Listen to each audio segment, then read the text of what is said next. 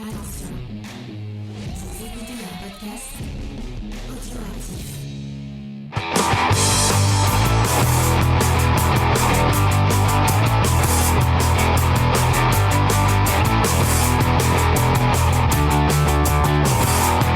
Salut à tous et bienvenue dans Comics Discovery, l'émission qui vous fait découvrir le monde merveilleux, magique et sémillant, pas du comics. Ça fait plusieurs émissions qu'on ne fait pas de comics, on fait de la BD. On a dit qu'on élargissait notre médium. On va parler de tout le palette de la BD. Pour une fois, j'ai fait mon travail et j'ai fait des petites intros pour chacune de nos chroniqueuses. Puisque je peux le dire, cette fois, ça fait, je vendais l'émission. Ah oui, on est la première, le premier podcast en majorité féminine. Et il y avait plus de meufs qui venaient, mais le premier podcast qui parle de BD à majorité féminine et queer. Je tiens à le dire, voilà. Ce sera là, c'est pour une fois, c'est vrai, puisque je suis le seul mec autour de la table. Et on va commencer avec notre première intervenante, qui est la host du podcast préféré de votre podcasteur préféré, puisqu'elle anime Codexis, où elle analyse avec passion les personnages féminins de la pop culture. C'est aussi la plus grande défenseuse d'America Chavez et probablement unique fan officielle du personnage de tout l'univers Marvel. Oui, c'est moi. Il porte avec foi et détermination. Et si à un moment dans l'émission vous entendez dire que le bus arrive, que tout le monde saute dedans, que la fête va commencer, eh bien oui, c'est elle, car elle conduit le Vengabus. C'est Jade. Tous les jours. Bonjour Jade. Bonjour, ravi d'être là. Avec plaisir, toujours un plaisir de te recevoir, et toujours un plaisir aussi de recommander d'aller écouter Codexis, parce que c'est trop bien. Voilà. Deuxième chroniqueuse, c'est la première fois qu'on l'a en tant que chroniqueuse, et pourtant c'est peut-être la seule personne légitime pour parler de comics, puisque elle en a fait, contrairement à tous les gens qu'on... Ah non, on a reçu déjà il y avait Juni avant, mais voilà. Elle est autrice de BD, elle est co-organisatrice du Festival interconnecté de la BD de Montpellier, un événement qui a été un énorme succès, je tiens à le dire, c'était génial, et qui a mis en avant les autrices du 9e art à Montpellier et aussi partout ailleurs, puisqu'il y en a eu de partout. Je tiens à dire que il faut faire attention malgré tout, parce que si vous commencez à utiliser des IA, elle va arriver, et même si vous êtes une marque végane, elle vous attrapera par le col de la veste, et elle vous mettra des gros posts où j'ai pas à dire des insultes, mais voilà, elle est là, c'est Margot. Bonjour Margot, ça va Margot? Et bonjour à tous. Oui, très très bien. Et America Chavez est un très bon perso, je tiens à dire. Je disais Merci. La semaine dernière, ou il y a 2 semaines, Space a dit qu'il y avait aucune BD bien avec elle. Donc voilà, et comme j'en ai pas lu, j'ai pas pu trop. C'est la faute des scénaristes, hein, pas du perso. Hein. Il a juste pas la vision. Il voit pas le potentiel qu'elle a, c'est tout. C'est parce qu'il est vieux et qu'il est aigri. Voilà. Et donc la dernière chroniqueuse, et peut-être, moi je vais pas dire la meilleure parce qu'elles sont toutes géniales. Donc elle est skateuse talentueuse, c'est une dessinatrice lumineuse, c'est une militante dangereuse, bref, une personne avec beaucoup d'adjectifs en euse. C'est aussi ma prof de dessin, ce qui signifie qu'elle doit supporter mes croquis approximatifs, mes questions absurdes et mon TDAH pendant les cours. Elle nourrit une passion particulière pour le béton et les structures massives et les bâtiments brutalistes et Villeurbanne. Donc je ne comprends pas, mais pourquoi pas. Et retenez, j'avais mis 2006-2027, mais apparemment on m'a détrompé. La meilleure BD de 2028, on a déjà son nom.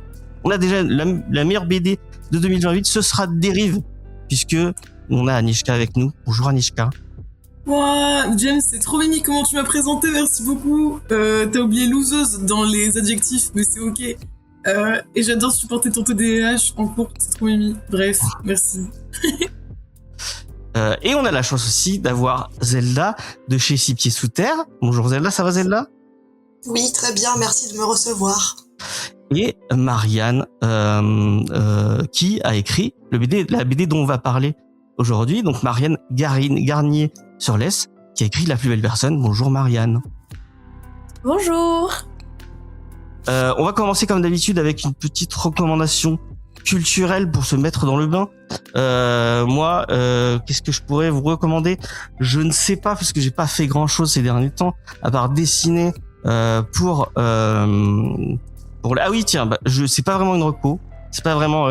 Je tiens à lire. Bon, elle m'a dit qu'elle sait pas si elle va pouvoir continuer à faire du click and collect, mais allez soutenir Bunka parce que la pauvre. Donc pour les gens qui ne connaîtraient pas et qui ne sont pas sur Montpellier, Bunka c'est la meilleure librairie manga de Montpellier. Et malheureusement, elle est sous un dégât des eaux en ce moment et elle est fermée. Bon, au public, elle peut faire du click and collect. Moi, ce matin, je lui ai commandé 40 € de manga. Donc, allez sur son site et allez lui commander des bouquins. Je crois qu'elle fait aussi de la VPC. Donc, vous pouvez aller lui prendre de la VPC.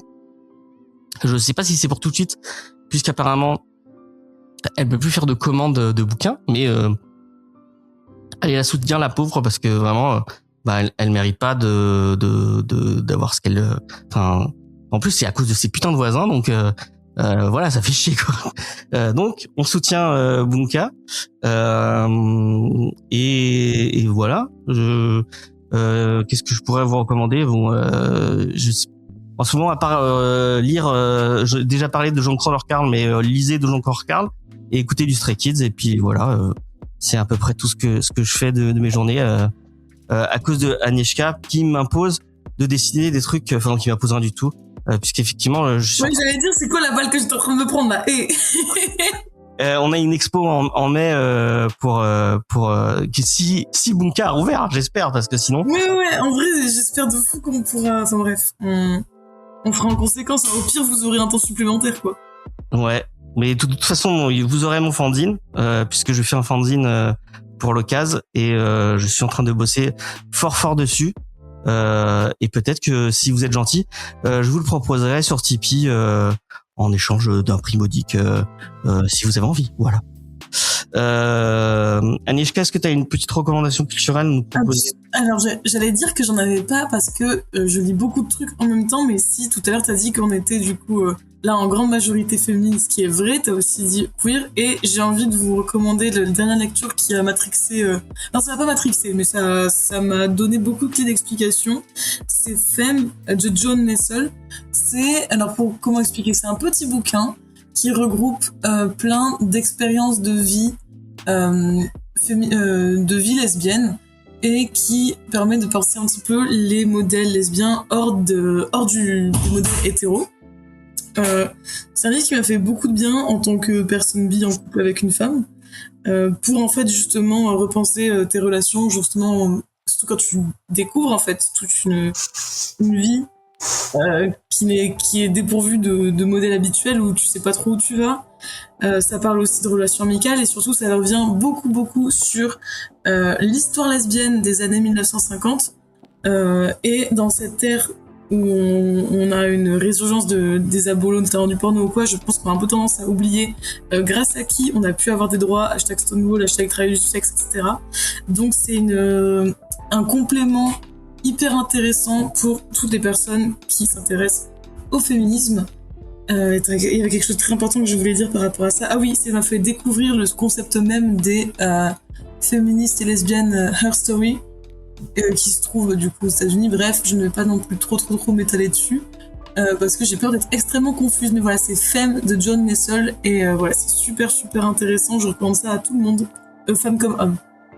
Ok, merci beaucoup Anna. Et je viens d'y penser, il y a pas comme Tellement qui a fait une émission sur Lost étant la meilleure série de tous les temps, je tiens à le dire. C'est ça que j'ai un tatouage, et que j'ai rencontré la femme de ma vie grâce à cette série, mais c'est la meilleure série de tous les temps. Allez regarder, même si vous avez pas aimé Lost, déjà si vous avez pas aimé Lost, c'est que vous avez pas compris Lost. Voilà, point. Allez voir sa vidéo, elle est géniale. Et la vidéo qu'il a fait sur Twin Peaks aussi, elle est super cool. Voilà. Oui. Même si moi j'aime pas Twin Peaks pour le coup, mais Mais comment Jade, est-ce que tu as une reco culturelle à nous proposer? J'ai 2 recos. Vas-y. Même s'il y en a une, c'est pas vraiment une reco niche, c'est juste que Resident Evil Requiem est sorti il y a pas longtemps. Du coup, évidemment, je suis en plein dedans et c'est incroyable. C'est dur. Je l'aime bien parce que, alors, j'étais un peu aigrie puisque au départ, toute la promo du jeu a été faite autour de protagonistes féminines jouables et tout, et après ils nous ont ramené encore une fois Léon, alors que j'en ai jusque-là de Léon. Mais en vrai, c'est malin que du coup les 2 personnages ont un mode de jeu différent. Du coup, t'as 2 gameplays différents dans le même jeu, ce qui est malin. Il y a le côté plus action de Resident Evil que moi j'aime moins, mais il y a le côté aussi puzzle comme dans les premiers jeux. Donc il est vachement bien, l'histoire est trop cool et tout. Et voilà vite fait. Mais ma deuxième reco, du coup, c'est comme j'ai plus trop le temps de regarder des nouvelles choses en ce moment. Je vais juste parler de la dernière série que j'ai vue et qui m'a beaucoup marqué, c'est Pluribus. Allez voir Pluribus, une série de science-fiction lesbienne écrite par Vince Gilligan. C'est sur Apple TV ou ailleurs, vous débrouillerez pour trouver. Et c'est trop bien. Voilà. Toujours pas vu, il faut que je le vois. Je sais. C'est trop bien. Mais ça donne très envie. Merci Jade. Oui. Margot, plaisir. est-ce que t'as un truc à nous recommander? Oui. Sans Je vais pas vous hockeyeur parler- qui... Oui, non, mais je vais pas vous parler du hockey encore, même si je pense qu'à ça, mais je vais pas parler de Resident Evil parce que maintenant c'est Léon qui est dans mon esprit aussi, mais en ce moment, sinon, on regarde la saison 2 de The Pitt qui sort chaque semaine. Et tout comme la première saison, c'est sur HBO. Et tout comme la première saison, c'est vraiment bien. C'est par Noah Wilde qui jouait dans Urgence à l'époque. Qui a refait du coup une série Hôpital. À part que là, c'est en système un peu comme 24 heures chrono, c'est-à-dire qu'un épisode c'est 1 heure et on suit en fait 15 heures. La première saison c'était 15 épisodes, donc il y avait 15 heures d'une équipe en fait aux urgences de Pittsburgh. Et c'est vachement bien, c'est réaliste, c'est très prenant. Les personnages sont vraiment tous bien montrés, décrits, on s'attache à eux, etc. Et ça arrive à être très surprenant et on a envie de voir la suite à chaque fois. La première saison, on l'avait regardé presque d'un coup en mode comme eux. On était avec eux pendant les 15 heures. Mais là, on regarde 1 fois par semaine et on a envie de savoir la suite, quoi. Voilà. Et sinon, vous avez Urgence qui vient d'arriver sur Netflix. Je pense qu'on peut pas faire mieux en tant que... Bon, il y a Scrubs aussi. Mais si vous voulez une série hôpitaliesque, bon, je sais pas si c'est un adjectif, mais enfin bref. J'ai pas vu The Pitt, par contre, mais Urgence, c'était... Il y a moins les relations amoureuses, etc. Quoi. Là, c'est vraiment en mode, on est là pour faire des urgences. Il y avait des relations amoureuses dans Urgence? Pas tant que ça. Oh, J'en souviens, c'est pas là pour Ah ouais, moi j'ai pas souvenir qu'il y ait tant de relations. Ouais. c'est pas Grey's Anatomy, mais un peu, quoi. je peux te dire que ça dormait pas beaucoup à l'hôpital. Ah, moi j'aimais bien Grey's Anatomy, donc je ne parle Ah, mais pas. j'aime bien D'ailleurs, Grey's Anatomy aussi. je suis trop dégoûté parce qu'il y a l'acteur qui jouait Mark Stone qui est mon chirurgien préféré de Grey's Anatomy, qui est mort il y a pas longtemps. Tu sais que pareil, ma copine, c'est quelqu'un qu'elle a vraiment genre, de ouf dans son cœur. Elle a dit qu'elle faisait pas beaucoup d'hommages aux acteurs, mais que lui, ça lui a vraiment foutu le bat de ouf. Ah ouais, non, mais il est trop bien cet acteur. Oh, c'est J'ai regardé l'épisode de la semaine d'avant, d'ailleurs, où il y a un hommage aussi à l'acteur. Ouais. Et c'est marrant parce que c'est le nom je sais pas si vous saviez, mais le nom du docteur est un hommage à un autre médecin de série télé, puisque c'est le nom du docteur de Diagnostic Meurtre, qui est une espèce de série d'enquête avec le mec de Mary Poppins. Voilà, ça vous avez toutes les refs en même temps. Zelda, est-ce que t'as trouvé une recommandation culturelle? Ben oui, en vous écoutant parler, bien sûr. Alors, je vais pas revenir sur Resident Evil Requiem, mais que j'ai regardé. Et par la suite, nous avons fait un autre jeu avec mon ami qui me l'a streamé. Donc, c'est The Medium, qui est pas un jeu récent, mais que je vous conseille parce qu'il était très bien. Okay. Je peux pas trop dévoiler, mais il y a une plutôt bonne histoire, le gameplay original, et c'est très très beau, et c'est horrifique. Et on s'y attend pas au début et ça fait bien peur. Et voilà. Ok. Et ben merci pour cette reco. J'en profite, j'en ai déjà parlé. J'arrête pas de faire des recos dans des recos, c'est pas grave. Si vous aimez les trucs à la Resident Evil, mais en un peu plus perché et avec un délire un peu cyberpunk. Il y a Signalis qui est génial, qui est fait par 2 personnes et avec une DA de ouf et qui est très c'est très énigme tout ça avec un petit côté un peu Castlevania en mode je me perds dans des vaisseaux. C'est vraiment très très beau et très très cool. Voilà. Moi je l'ai fait avec Judas et on l'a pas fini parce qu'on s'est paumé, mais c'était très bien. Marianne, est-ce que tu aurais une recommandation culturelle à nous partager? Bah oui, récemment, je pense quelque chose qui m'avait le plus marqué, c'était un manga français de Camille Broutin Ouais. qui s'appelle Yon, parce que le 2e tome est sorti. Et déjà le premier, j'avais adoré. Je les ai juste là. On en a parlé la semaine dernière. Enfin, c'est Cécile qui l'a recommandé. C'est bien, Yon. C'est trop bien, Yon. Ah oui. Oui. Mais je pense que là récemment, c'est une des lectures, disons, que je trouve où j'avais l'impression de devenir ado, où vraiment j'étais dans mon lit, je pouvais pas m'empêcher de continuer à lire comme ça et d'être vraiment passionnée par ce qui se passait. Et en plus, les dessins sont vraiment magnifiques. Ouais. Et l'histoire, elle est hyper bien rythmée. Le rythme, il est vraiment parfait. Ouais, en plus, c'est des beaux objets. Hein. Enfin, pour ils font bien le taf. Hein. Vraiment. Et bah, on peut que recommander ta recommandation. Elle est géniale. Ouais. Quel succès. Et on va passer à l'interview. Puisque, effectivement, je le redis une 4e fois parce que je suis vraiment fier de pour une fois avoir écrit mes questions d'interview. Du coup, Marianne, comment tu es arrivée à la bande dessinée? C'est quoi tes premiers souvenirs de bande dessinée? Je pense, c'est compliqué forcément de retracer tout le chemin, mais en vrai, je fais des sortes de bandes dessinées depuis que je suis vraiment petite. Et de quand j'étais même en maternelle, je pense, je faisais des petites cases. Peut-être pas en maternelle quand même, mais je sais que j'ai des souvenirs de moi au CP, des trucs comme ça. Avec on voit des BD dans le journal de Mickey, des Astérix des parents, machin. Mais je pense que c'est vraiment quand j'ai découvert les mangas, autour de mes 10 ans, que là, en fait, j'avais vraiment envie de construire des grands récits et de raconter des histoires. Ok. Donc, voilà. Est-ce que t'as des BD et des artistes qui t'ont marqué spécifiquement? Bizarrement, quelque chose qui m'a énormément marqué dans le fait de vouloir dessiner, faire de la BD, c'était un jeu vidéo, c'était Kingdom Hearts, que j'ai découvert quand j'avais 10 ans, et ça a explosé mon cerveau, je pense, et c'était quelque chose que j'avais jamais vu avant, je pense, parce que moi j'étais pas trop dans le jeu vidéo, et en plus je découvrais aussi les mangas en même temps, donc c'est vraiment genre un truc culturel comme ça qui m'avait vraiment transformée, et du coup après je voulais vraiment raconter des grandes histoires comme ça avec plein de personnages et avec beaucoup d'émotions. Et en plus il y avait un manga Kingdom Hearts qui était sorti, donc j'ai acheté aussi les mangas Kingdom Hearts, tout ça. Mais je pense que ça a été vraiment bizarrement en fait ça a été un gros tremplin dans l'ampleur de ce que je voulais faire, et dans le fait que j'ai vraiment mis à dessiner tous les jours. J'étais complètement obsédée par ce jeu.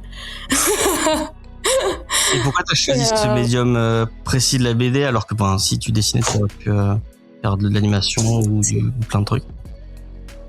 Je trouvais que en fait on est hyper libre en bande dessinée, parce qu'on est un peu, c'est toi ton équipe un peu, parce qu'il peut être aussi un des avantages de temps en temps d'être tout seul, que ce soit un truc une pratique assez solitaire des fois, mais en même temps ça fait qu'il y a un champ des possibles qui est assez énorme, et je pense surtout quand on est ado, quoi. C'est que t'as pas les moyens de tu peux réaliser tes propres scènes d'animation et en musique, machin, tout ça t'essayes de les retranscrire sur le papier, on se débrouille. Okay. Voilà. Du coup, on l'a pas encore dit, mais La plus belle personne, ça parle d'adolescence. Et je voulais savoir pourquoi t'as eu envie de parler de cette période-là. Qu'est-ce qui t'a amené vers parler d'ado et de ce genre de trucs. Waouh. En vrai, c'est aussi un peu lié à des événements que j'ai vécu moi-même. Okay. Déjà, j'avais vraiment envie un peu de. Au tout départ, c'était un peu pour exorciser ça. Ok. Et après, en fait, je me suis rendu compte que j'avais vraiment envie de faire un vrai teen drama et de m'éloigner de moi. Et justement, de ce côté où presque au début, j'avais envie de faire quelque chose. Ça a énormément changé, hein. Mais de presque. Pas d'autobiographique, mais un peu autofiction. Et là, j'ai complètement abandonné et tout changé. Donc déjà, il y avait ce truc par rapport à moi-même, régler certains trucs avec moi-même. Et ensuite, dans un second temps, en vrai, moi, j'ai toujours été super fan de teen movies, de teen drama, de tous les tropes qui rassemblent tout ça, les soirées, les clubs. Et en plus, c'est trop pratique d'avoir des personnages que tu peux toujours, comment dire, un ado c'est pas forcément hyper raisonnable et cohérent. D'accord. Et du coup je trouve que du coup ça c'est assez chouette de s'amuser avec ça et de comment ils vont interagir entre eux. Il y a pas besoin de faire un truc qui va être comment dire,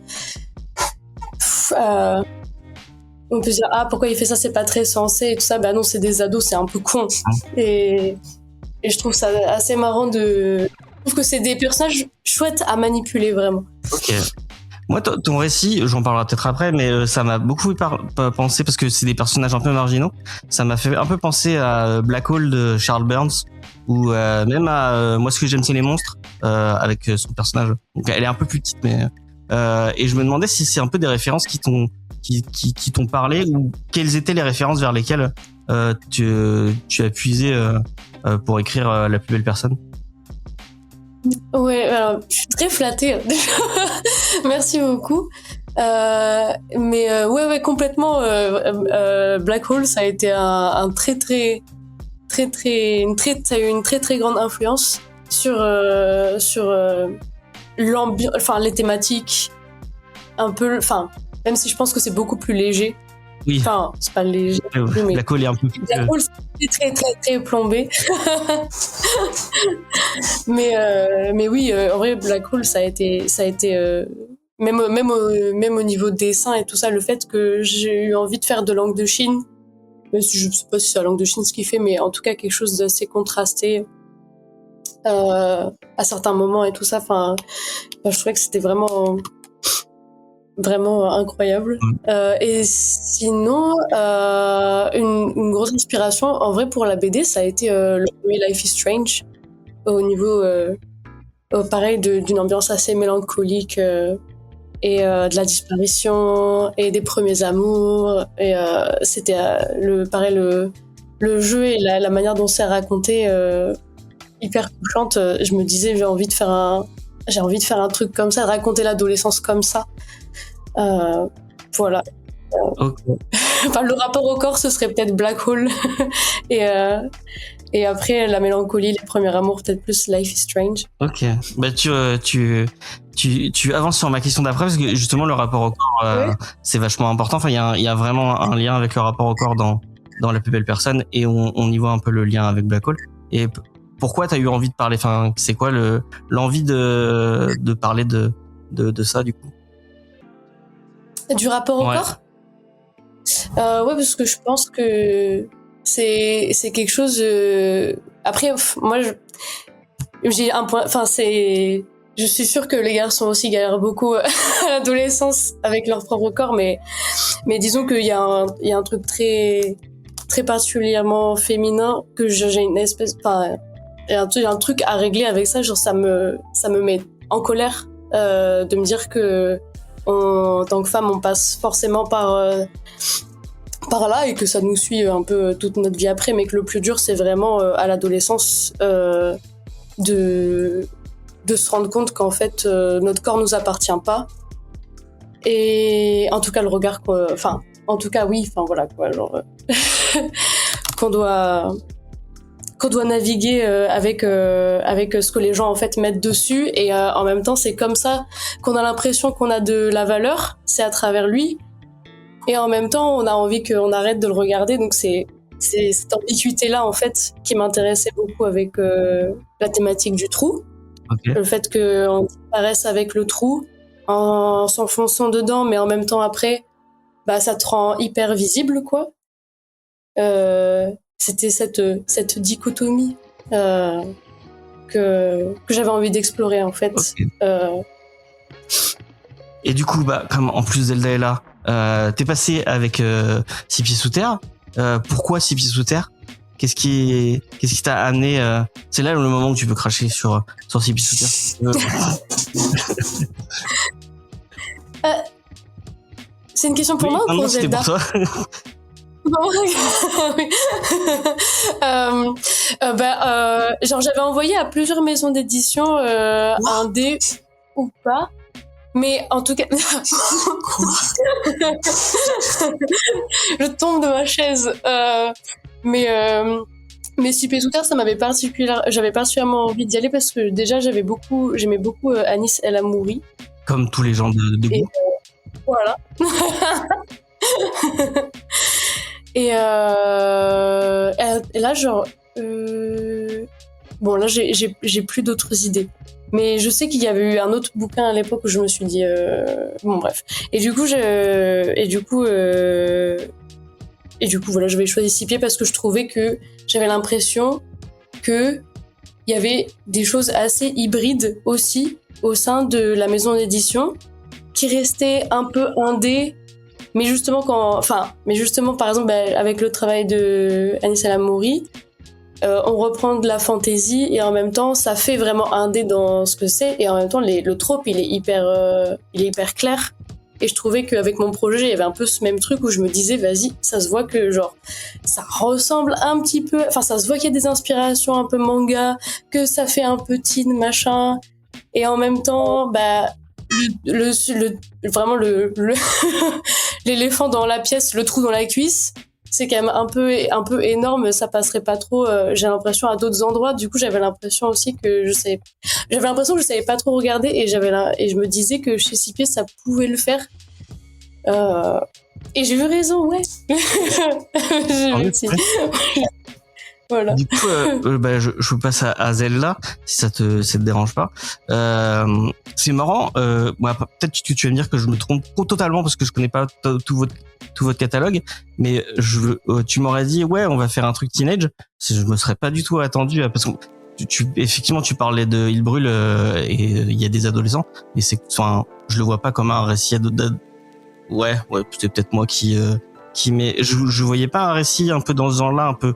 Enfin, Young Adult, c'est peut-être pas là une façon de le pitcher comme il faut, mais enfin bref. Pourquoi un récit comme ça, du coup, qu'est-ce qui ouais, ma question. Oui, je pense que j'ai à peu près ta question. C'est quelle cohérence avec ce que fait Six Pieds.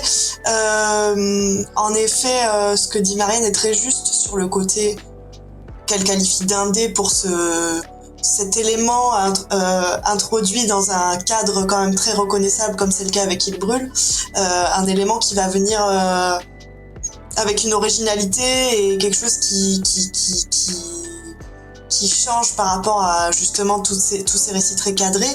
La ligne de Six Pieds, elle est très diverse, et c'est vrai que ces dernières années on a fait beaucoup de premiers livres de jeunes auteurices où il y a toujours cette vision sur le monde, comme dans la plupart des livres de Six Pieds, qui est une vision qui parle de la différence, qui exorcise en effet aussi quelque chose de ça, d'une position qui est difficile au sein de la société. Il y a beaucoup de récits chez Six Pieds qui viennent parler de ça avec, je trouve, beaucoup de subtilité.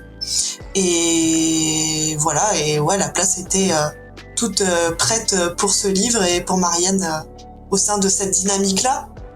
Et de jeunes auteuristes et de premiers projets et de quelque chose qui parle d'une difficulté dans un monde qui est problématique en fait. Moi, ça m'a fait penser à Sauvage aussi un peu dans le la question autour de la femme et autour du corps et autour d'une espèce d'émancipation un peu. Alors, je sais pas si tu y vois le même lien que moi, mais. Bah, dans cette idée de conflit par rapport à soi, par rapport au monde, de trouver sa place, ce qui est des fois pas possible. Des fois, il y a de l'espoir. Il y en a dans le livre de Marianne. Dans Sauvage, c'est un espoir qui est particulier. Ça en a traumatisé certains. Mais en tout cas, voilà, moi, je trouve que c'est un premier livre excellent et que Marianne arrive avec un gros niveau. Pour nos auditeurs qui connaîtraient moins le taf d'éditeur, est-ce que tu peux un peu nous expliquer ce que toi ce que t'as pu apporter sur le récit et est-ce que Six Pieds vous avez qu'est-ce que vous avez pu échanger avec Marianne pour en faire le livre qu'on a entre les mains du coup? Alors je pense que Marianne va en parler mieux que moi. C'est pas moi qui ai suivi directement le projet, même si j'ai participé en faisant des corrections notamment et en donnant mon avis sur certaines choses. Mais elle a plus travaillé avec Jean-Philippe, qui est un des fondateurs de Six Pieds, qui est le directeur éditorial artistique. Okay. Donc Marianne, je te laisse parler de ton expérience justement de suivi éditorial. Est-ce que ça a pu comment ça a pu apporter au récit? Eh bien, en fait, moi, j'avais l'impression que j'étais assez libre quand même. En fait, avant, justement, enfin, ça a pas marché, mais avant, il y avait une éditrice de chez Casterman qui était intéressée par le projet, mais qui voulait beaucoup intervenir dessus et au final, d'ailleurs, ça a pas marché, hein, obviously, avec Casterman. Et en vrai, je trouvais ça fou c'était super sympa de sa part de m'aider pour faire le dossier édito, mais pendant des mois, c'était tout le temps, on revient sur chaque truc que je fais, il fallait que ça colle à la ligne. Sur absolument tout, il y avait des choses à faire. Et du coup, quand je suis arrivée chez Six Pieds, j'avais l'impression de respirer. Comme à chaque fois quand Jean-Philippe me parlait de choses, de sujets de remarques, quoi. Il me le formulait plus comme des conseils que comme des choses forcément à revoir, ou alors en me demandant mon avis, mais toi tu vois ça peut-être que je vois ça comme ça parce que j'ai pas compris tel truc, peut-être toi t'as des choses à dire là-dessus, et puis en règle générale c'était des bons conseils, donc souvent je le faisais. mais j'ai trouvé que ça s'est très bien passé de ce côté-là, et j'avais vraiment la sensation qu'on me faisait confiance aussi dans ce que j'avais à proposer, donc moi je l'ai vraiment très bien vécu, ça. Okay. C'est trop. Voilà. Aller chez les Indés, voilà, on va. Morale de l'histoire. Ouais. Puis vous donnez pas de sous à Laurent, comme ça au moins c'est. Allez chez les Indés, après aller faire un livre chez les gros pour avoir un peu de thunes, et revenez pour faire les projets que vous aimez avec nous. C'est une bonne, effectivement un bon conseil, je crois. Est-ce que je peux demander à mes deux autrices de BD, je sais pas qui a envie de parler du côté graphique de La plus belle personne. Je vois Margot qui fronce ses sourcils. Et comme Agnieszka n'a pas mis sa caméra, c'est elle qui va commencer. Est-ce que tu as un mot à dire sur la partie graphique de... Sur La plus belle personne? Ouais. Alors déjà, c'était très accessible, merci beaucoup, j'ai beaucoup aimé. C'est une lecture que j'ai pu faire en one shot, alors qu'habituellement je prends 1000 ans parce que je sais pas, genre juste j'ai du mal à suivre et j'ai toujours besoin de revenir en arrière. Là, c'était vraiment limpide. Aussi. Ah yes. J'ai beaucoup aimé la galerie de personnages que je trouve vraiment genre hyper distincte. Genre personne n'a la même tête, personne n'a le même corps. C'est trop cool. Et je m'attendais, les persos sont pas clichés. Genre vraiment quel plaisir. Ça c'est trop bien. Merci beaucoup. En fait, ça sent. En fait, t'as dit que t'as rebrandé un peu ta vie, mais franchement ça sent le vécu dans le bon sens du terme. Voilà. Donc merci beaucoup pour ça. Merci à toi. Et toi, Margot, qu'est-ce que t'en as pensé au niveau graphique? Puis après, on parlera du récit de façon plus... Niveau graphique, comme tu disais, j'ai beaucoup pensé à Black Hole. Pile le bon moment. C'est pas grave. Et aussi, je pensais souvent avec le jeu des couleurs entre le noir et blanc pour parler du passé et le violet clair pour parler du présent.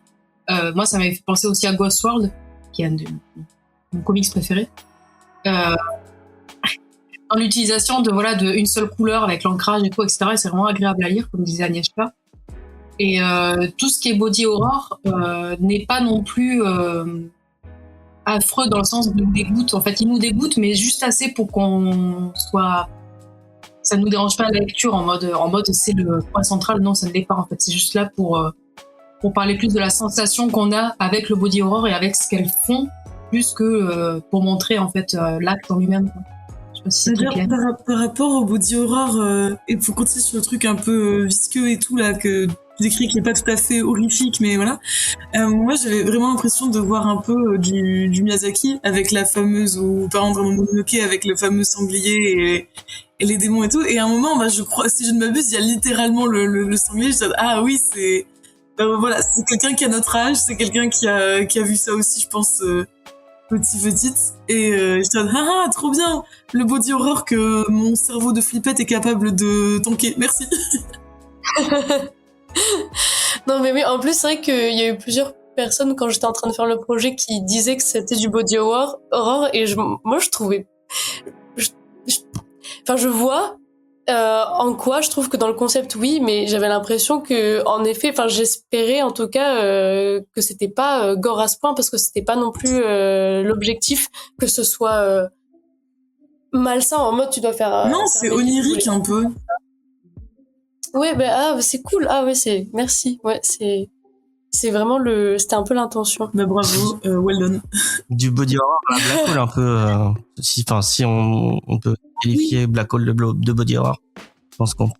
Ouais, un peu. Si vous avez pas lu, lisez Black Hole, vraiment, c'est trop bien. Pour ceux qui ne sauraient pas, Charles Burns est la personne pour laquelle Monty Burns s'appelle Burns, puisque Matt Groening a fait ses études avec lui. Et c'est pour ça qu'il l'a appelé comme ça.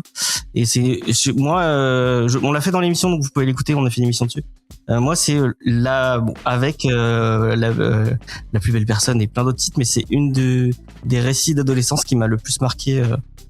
Moi, j'ai revu. Pourtant, ça parle de l'épidémie du SIDA à je sais plus quelle époque. Mais moi, j'ai eu l'impression de revoir mon adolescence à moi avec un côté un peu plus, une adolescence un peu plus désespérée que celle qu'on y trouve chez Marianne, parce que c'est des gens un peu moins positifs. Et dans les autres, j'y ai pas pensé, mais en vous écoutant parler, ça m'a fait penser à un autre truc. Je sais pas si tu l'as lu. Moi, ça m'a fait penser aussi à mes ruptures avec Laura Dean de Mariko Tamaki et comment c'est chez Rue de Sèvres et Rosemary Valero Connell. Qui est une romance lesbienne aussi entre deux adolescentes qui est vraiment cool. Et il y a ce côté un peu, il y a du rose et du noir. Il y a un peu un même jeu avec les couleurs qui est pas mal. Donc ouais, si vous avez aimé ce genre de titre, vous pouvez aller sur La plus belle personne, qu'on va commencer à pitcher puisque ça fait un moment qu'on en parle, mais on n'a pas pitché. Donc La plus belle personne, ça parle de deux adolescentes. Et d'une qui a disparu, tiens, comme Hello Sunshine, dont on a parlé la semaine dernière. Donc il y a le personnage principal dont j'ai oublié le nom de, j'ai oublié, merde, excusez-moi. Donc il y a Lia, je crois. C'est ça? Lia. Ouais. Qui rentre au lycée. Donc elle arrive en seconde. On a vu sa fin de collège avec Eva qui a disparu.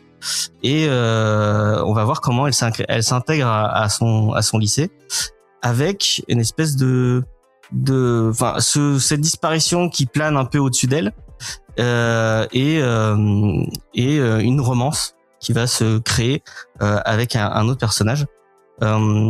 Jade, t'en as pensé quoi de ce titre du coup? J'ai adoré, mais alors déjà j'ai tout lu ce matin même d'une traite, ce qui est très rare. Je lis rarement les choses aussi d'un coup comme ça, c'est très rare, donc c'est que ça m'a beaucoup plu. Mais déjà en lisant le pitch, parce qu'on en parlait avec Eve il y a un moment, et en lisant le pitch je savais que j'allais aimer, puisqu'il y a un petit village où tout le monde se connaît, c'est ma passion, Un peu de fantastique et des histoires d'adolescents et tout, j'aime trop. Mais j'ai adoré, et c'est marrant que t'aies parlé de Life is Strange tout à l'heure, Marianne, parce que j'ai immédiatement pensé à Life is Strange en le lisant. Ah, Et en vrai, alors, Life is Strange, je me souviens quand c'est sorti, j'étais complètement passée à côté, j'avais pas réussi à accrocher, mais ma meuf est hyper fan, du coup j'ai recommencé, et je trouve ça trop intéressant et hyper doux et hyper touchant et tout, et j'ai retrouvé ça aussi dans La plus belle personne. Et non, j'ai trop aimé, et je m'attendais pas du tout au côté body horror qui pour moi veut pas forcément dire gore. En effet, je trouve que c'est plus du fantastique et un truc un peu poétique plutôt que vraiment du gore à la Cronenberg ou quoi que ce soit. Mais je m'y attendais pas du tout à ce côté-là, et j'ai trouvé ça hyper intéressant et hyper touchant encore une fois. Parce que au-delà du fait que visuellement c'est trop beau, et moi ça m'a fait beaucoup penser visuellement à un animé et un manga qui est sorti il y a pas longtemps, qui s'appelle The Summer Hikaru Died, que j'adore. ah oui. Et où du coup il y a un peu ce même, enfin là du coup c'est plus un truc sur la monstruosité et le monstre et tout, mais ça m'a fait penser à ça. Et je sais plus où j'allais. Oui, mais du coup en fait le côté body horror avec le trou, avec elle qui rentre dans elle-même et qui disparaît et tout, je trouve que c'est assez ouvert pour que tu puisses l'interpréter de plein de façons différentes par rapport à ton propre rapport au corps à toi. Et je trouve ça trop bien, parce que ça peut vouloir dire plein de choses, ça peut vouloir parler de... ça dépend vraiment de la personne qui lit, quoi, et c'est trop bien. Et puis j'ai trop aimé, puisqu'il y a des lesbiennes, donc évidemment, je suis cliente, je suis fan dès le début. C'est tous les thèmes que j'adore, qui me touchent. Visuellement, j'ai trouvé ça... Alors moi, je suis pas... Si ça avait été Eve qui avait été là, elle aurait pu vous dire beaucoup plus pertinemment et de manière beaucoup plus éloquente des choses sur la BD. Mais j'ai trouvé ça quand même trop beau, j'ai trouvé ça hyper clair, hyper fluide, à la lecture hyper bien rythmé. J'ai trop aimé, je sais pas quoi dire d'autre, voilà. Merci beaucoup.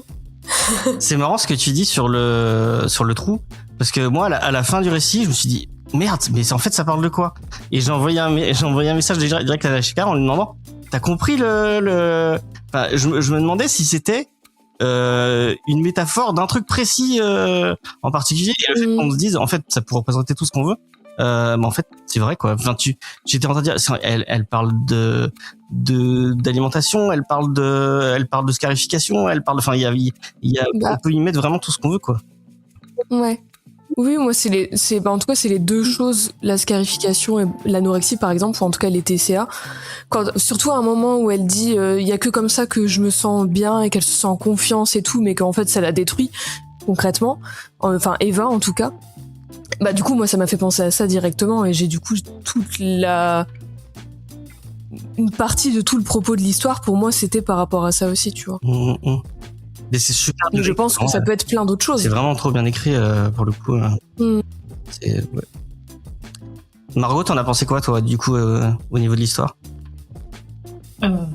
Jade a un peu tout dit, mais c'est vrai que ce qui était intéressant aussi au début, quand il y a la découverte du trou aussi, je m'étais dit ça va peut-être parler d'une espèce de drogue un peu bizarre où les gens font du body horror avec une drogue, et j'étais partie en mode ça va parler de ça, mais en fait pas du tout. Et c'est vrai que c'est assez large pour que chacun puisse y voir ce qu'il veut en fait. Et quand on s'est parlé au début avec James, lui me parlait de scarification, des choses comme ça, et moi j'y ai vu directement plus une émotion dans laquelle on se retire et dans laquelle on disparaît en fait, plus qu'un acte vraiment physique. Et du coup ça m'a rappelé mes très mauvaises années au collège. Mais du coup c'est vraiment bien fait, et on n'a pas non plus la sensation que c'est too much ou que c'est cliché. C'est vraiment très juste en fait la façon dont tu arrives à montrer tout ça et à rester loin, parce que tu t'attardes pas non plus sur le sujet, tu nous expliques pas ce que c'est, et en même temps on comprend tout, et on déteste les hommes, et voilà. Il y a un truc qui m'a particulièrement touchée aussi dans la transmission un peu de la mauvaise habitude, peu importe ce qu'elle est. C'est le fait que Lia, après la perte de sa copine, se mette sa copine, son amoureuse, ou peu importe le statut qu'elles avaient,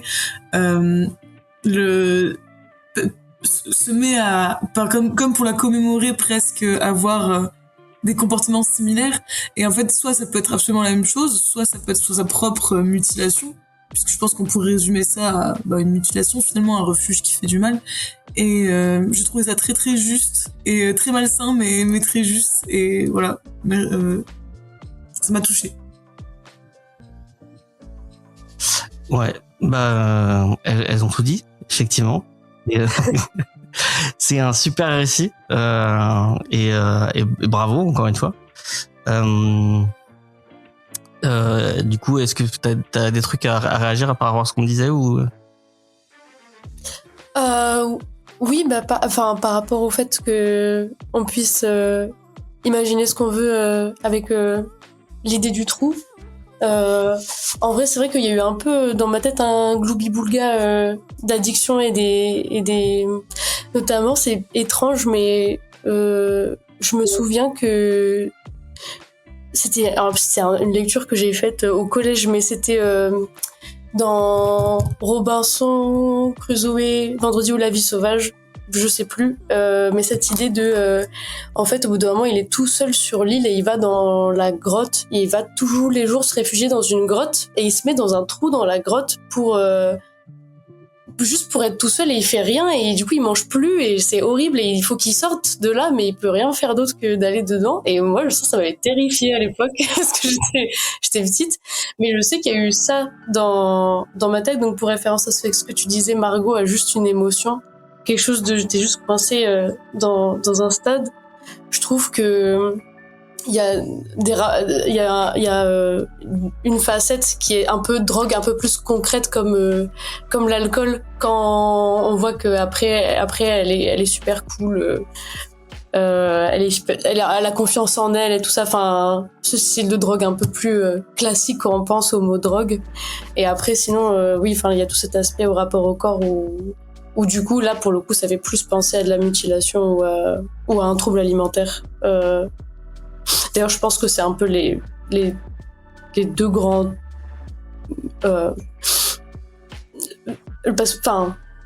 sujets de self-harm qu'on voit directement, enfin les plus évidents, je pense. On peut y voir la dépression aussi un peu. Enfin moi, je sais que la dépression, je le vis un peu comme ça, en mode tu t'enfermes dans un truc et puis ouais. Ouais.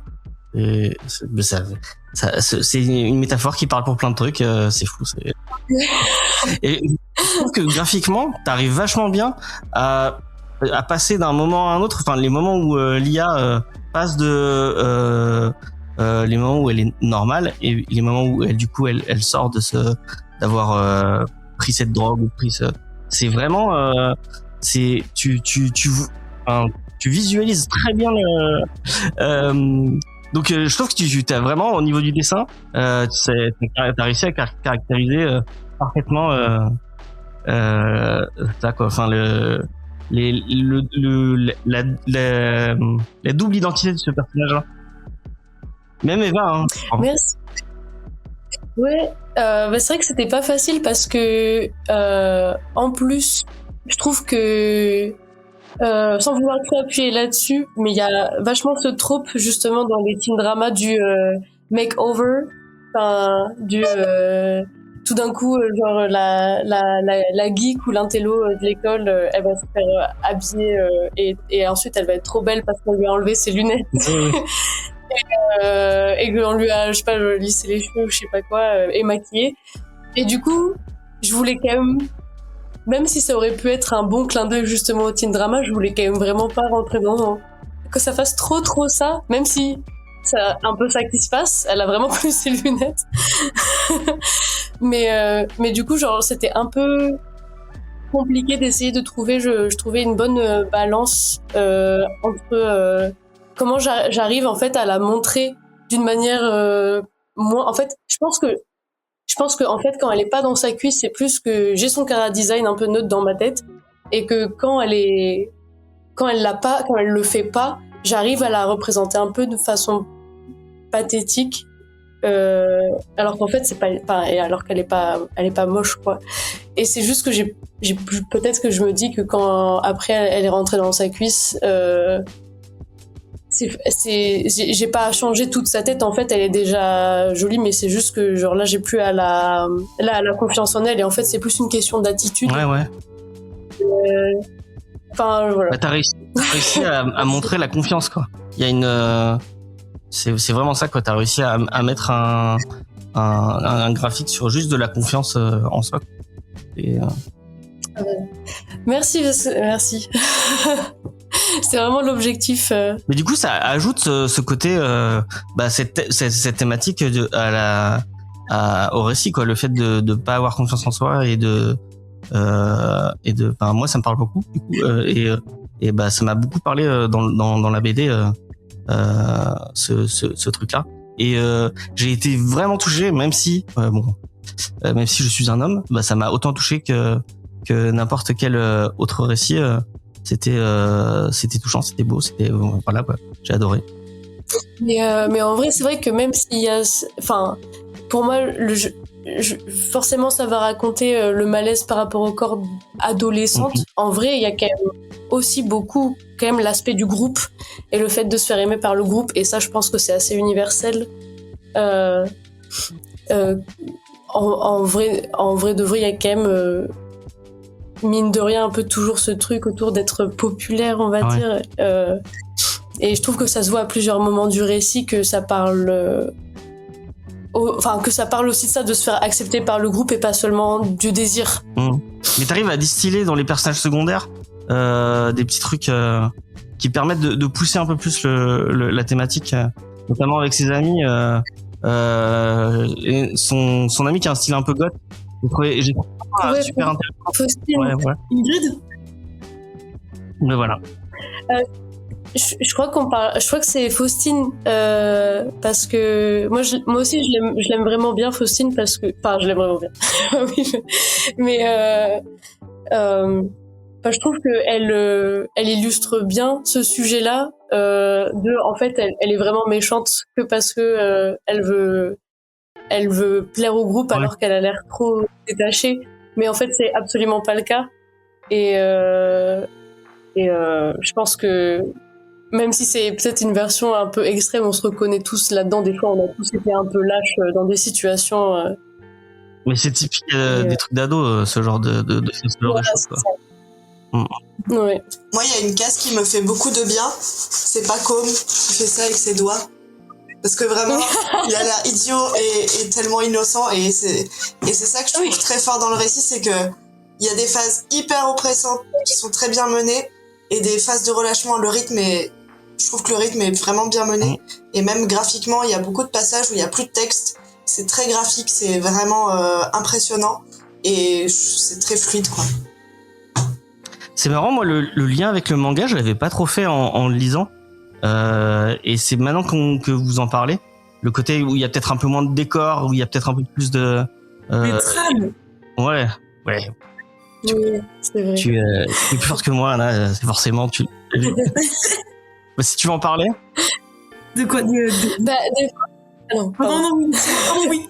Qui Vas-y, Anna.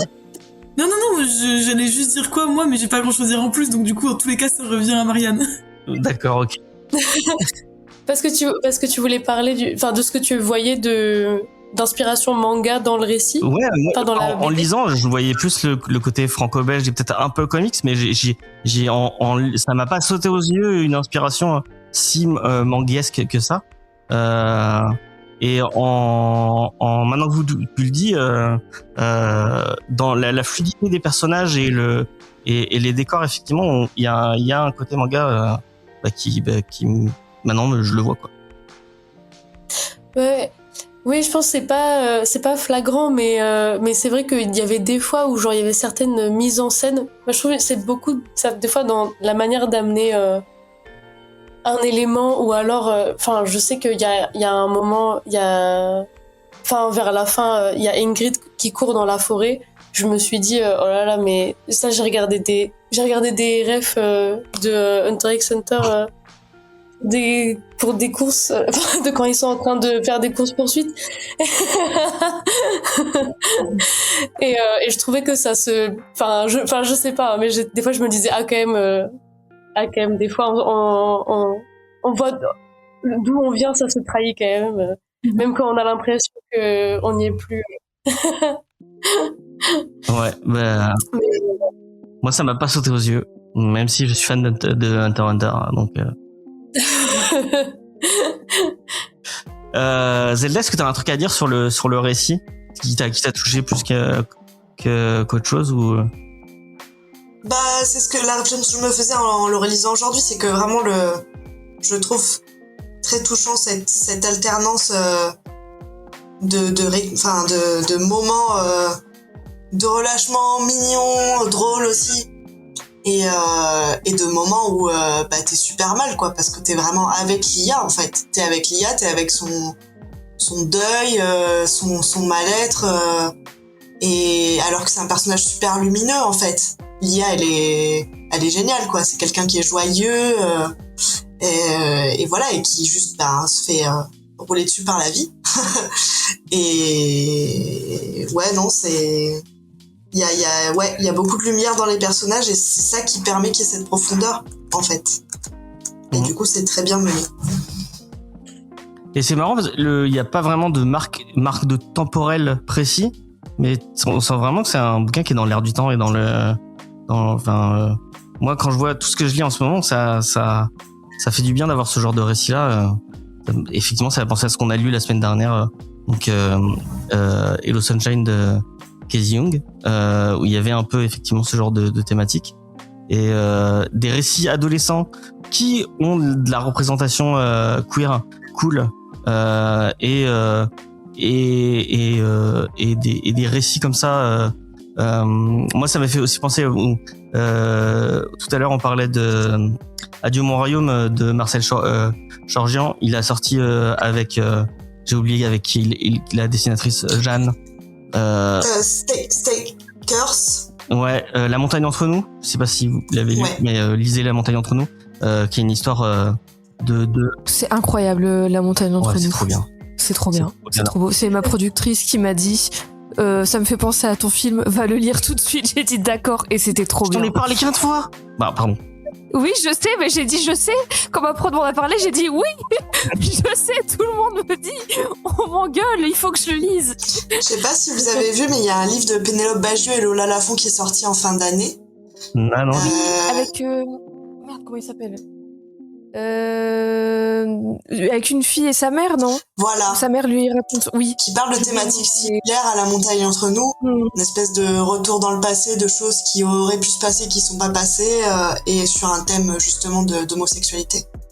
Et putain, La montagne entre nous est tellement plus fin dans son traitement, ça m'a fait chier, parce que évidemment que le Bagieux, voilà, oui. Mais, mais tout le monde n'est pas Marcel Chorgian. Voilà. Marianne, j'aurais peut-être une petite question pour toi niveau récit. Ouais. Parce que là, tu parlais, James, du coup, du fait que c'était effectivement une BD qui était vraiment dans l'air du temps, etc. Et tu parlais d'adolescence queer. Et pour moi, il y a un thème qui, du coup, me saute aux yeux, c'est le thème du polyamour, entre autres, puisqu'en soi, Eva, elle a quand même... Voilà, ma question, c'était plutôt... Est-ce que Eva a réellement plusieurs amoureuses? Est-ce que c'est quelque chose que tu abordes à mi-mot? Ou est-ce que ça a beaucoup plus à voir avec le besoin juste d'amour et, par exemple, le trou de Eva serait effectivement juste l'impression qu'elle ne serait jamais aimée parce qu'elle ne s'aime pas elle-même et donc elle comble avec qui veut bien l'aimer? Ou est-ce que c'est déjà une ébauche de justement des nouveaux schémas de relations que Eva serait la seule à comprendre et que comme elle ne veut pas être jugée pour ça ou quoi, elle ne parle pas à ses autres amoureuses?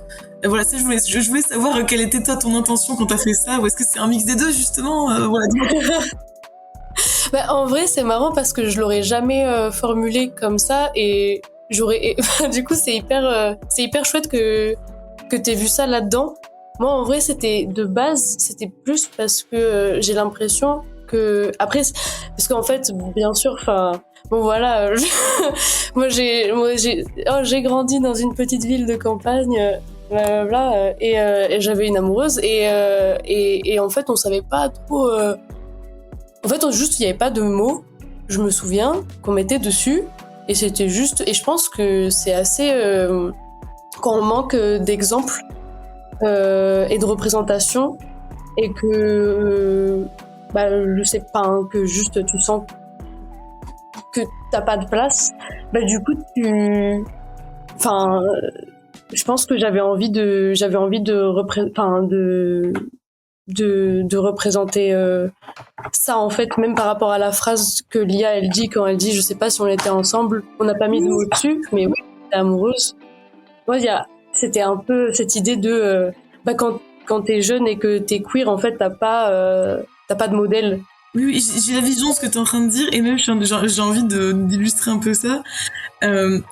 C'est si justement quand tu es, peu importe dans la campagne ou quoi, mais genre que tu n'as pas de modèle queer et que tu es en relation amoureuse, mais que vu que tu ne remplis pas le carnet des charges de ce qu'on représente comme un couple et qu'on peut inclure là-dedans notamment l'exclusivité, Eva leur ferait plus te dire mais pourquoi est-ce que en fait je me limiterais à ne voir que toi Lia puisque nous ne sommes même pas un couple vu qu'on remplit pas ce carnet des charges, on est deux femmes. Rien que ça c'est déjà trop. Donc non, on va faire notre... Ok, c'est bon, merci beaucoup pour l'explication, ça fait plaisir. Pas de souci. Mais ouais, voilà. Mais du coup, maintenant, les jeunes queer auront la plus belle personne pour une représentation pour avancer dans leur vie. Je l'espère. Ouais.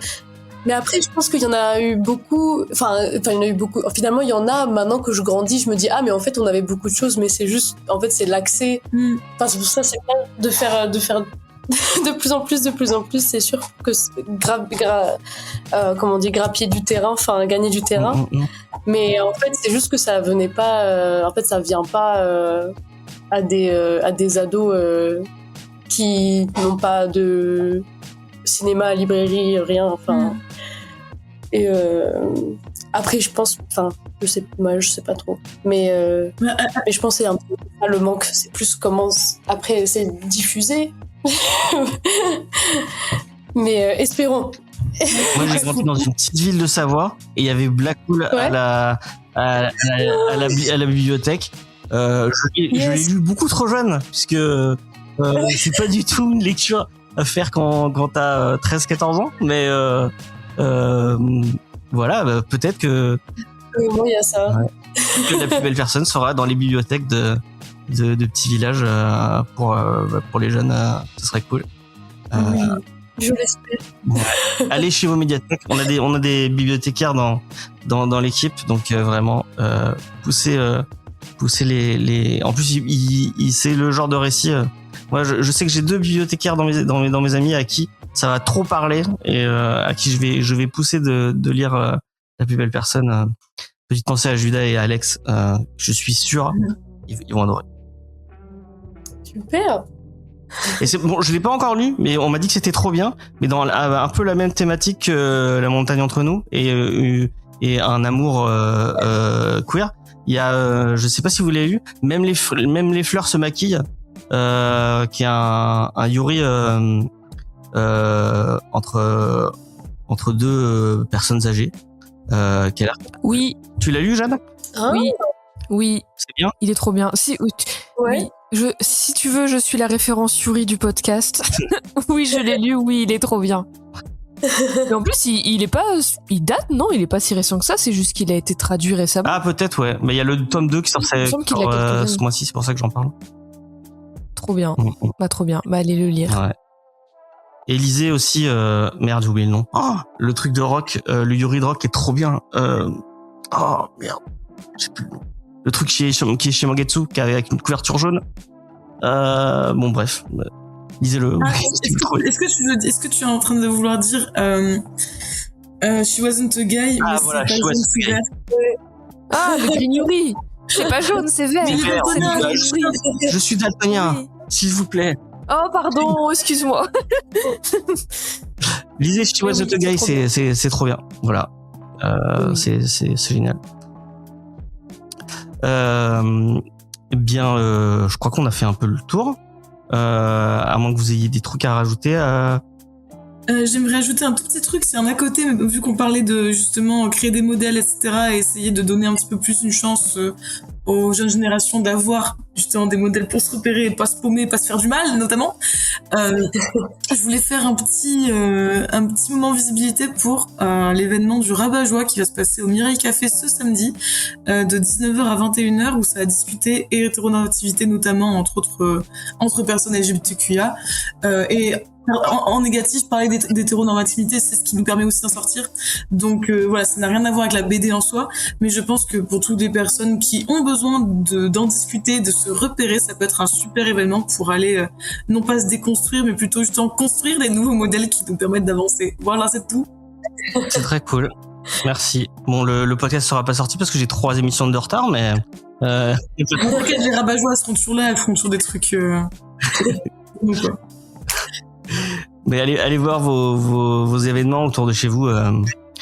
D'ailleurs, Marianne, je sais pas si t'as envie, on aime bien mettre en avant les petites librairies indépendantes dans l'émission. Est-ce qu'il y a une petite librairie indépendante autour de chez toi que t'aimes bien et à qui tu voudrais donner un peu de force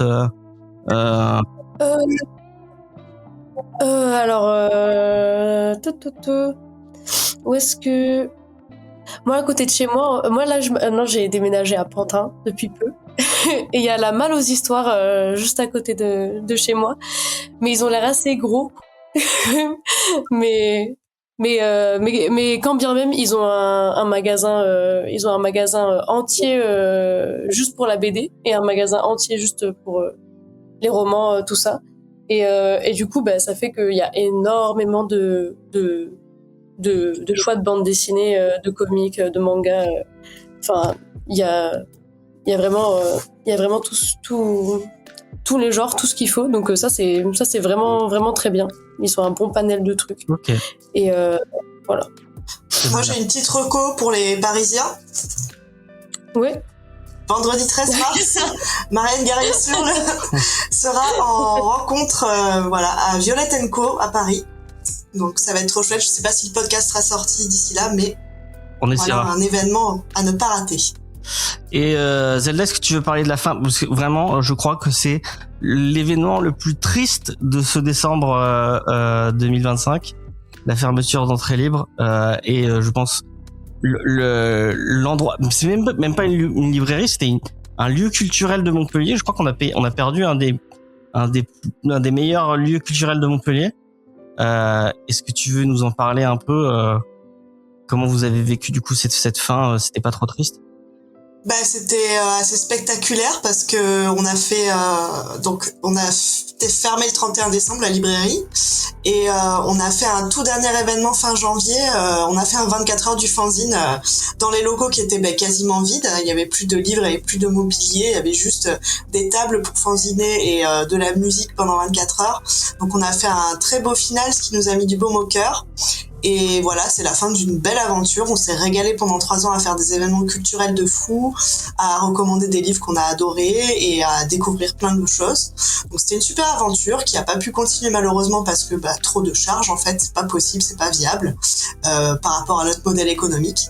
Mais voilà, c'est triste, mais c'était bien et il y aura d'autres choses et j'espère que d'autres personnes vont faire des choses et nous on va essayer de se reconstruire aussi.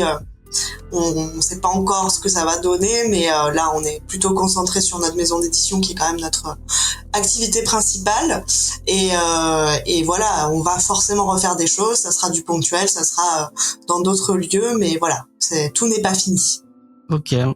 Et du coup, est-ce que l'atelier fanzine va continuer avec je crois que j'ai entendu parler, c'est peut-être moi qui dis des conneries, mais Alors Entrée Libre continue à exister puisque c'est un collectif d'artistes et une asso.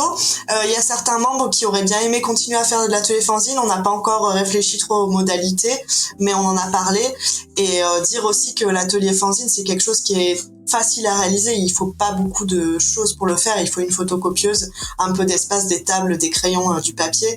Donc c'est très possible que ça se réinvente aussi ailleurs à Montpellier par d'autres gens. Pareil, j'ai entendu des gens qui voulaient perpétuer le truc. Donc voilà, je pense qu'il faut un peu de temps pour que ça se remette en place, mais c'est quelque chose qui est accessible et qui peut vraiment se faire plutôt facilement.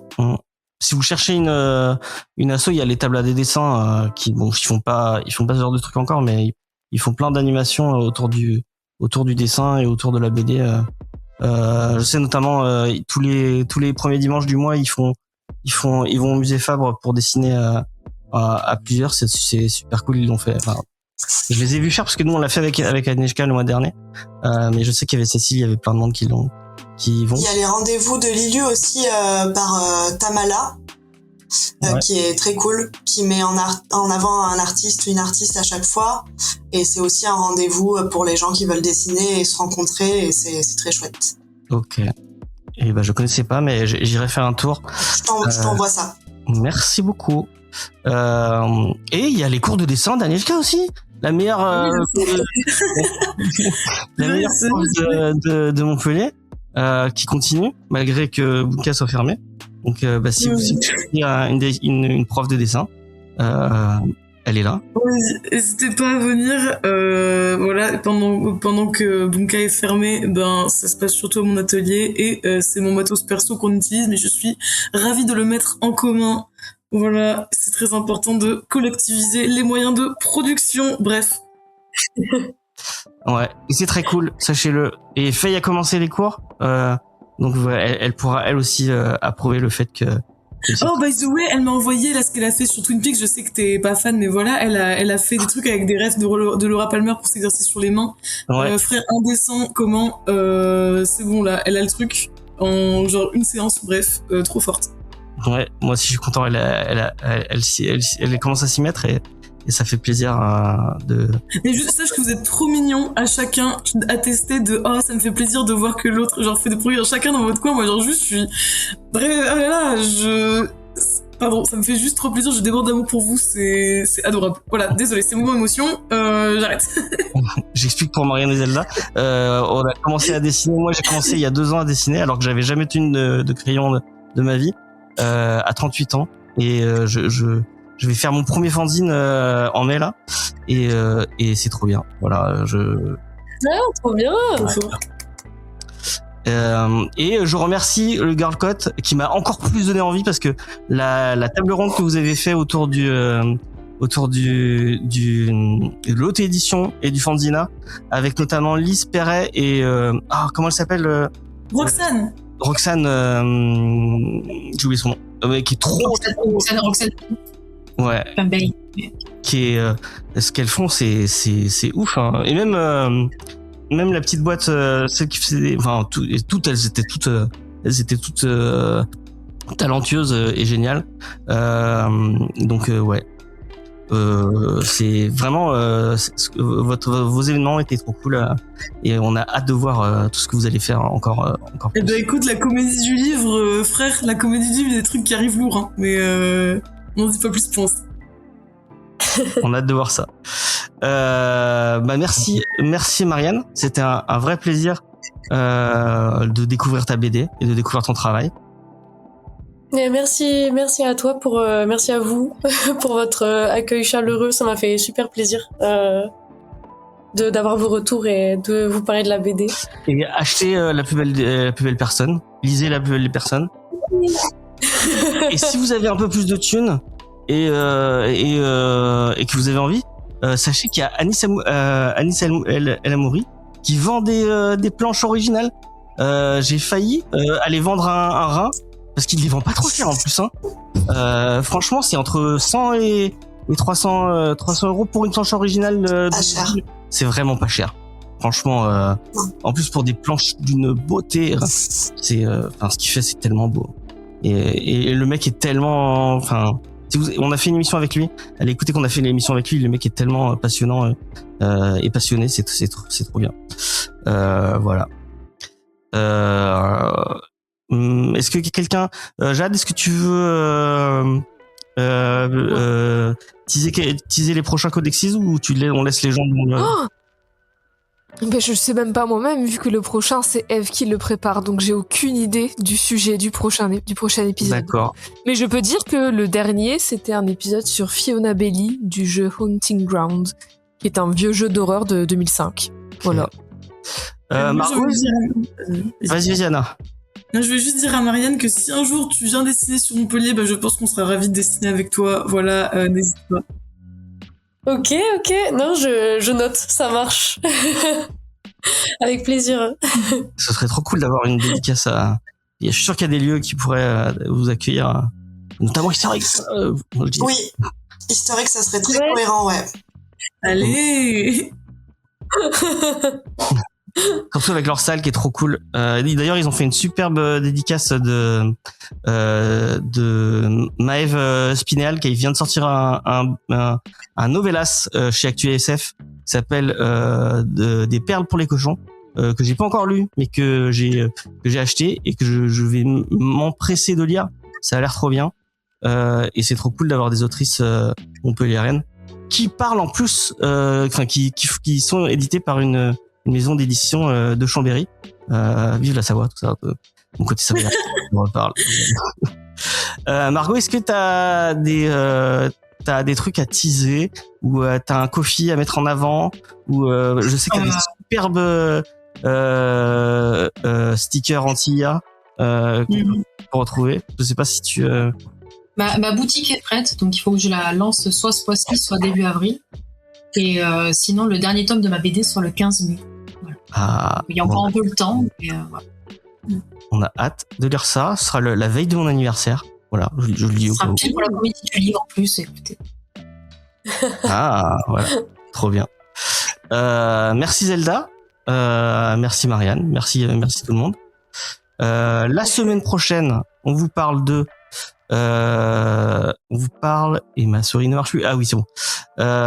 Et ben, on vous parle, j'espère, parce que j'ai oublié d'envoyer le message à l'attaché de presse de Delcourt. Donc, normalement, on parle des événements d'Alcatraz. Si l'attaché de Delcourt veut bien m'envoyer le PDF. Voilà, on verra. Mais vu que Delcourt sont sympas, même s'ils ont été rachetés par Bolloré, ce qui est un peu moins sympa, mais bon, c'est pas grave.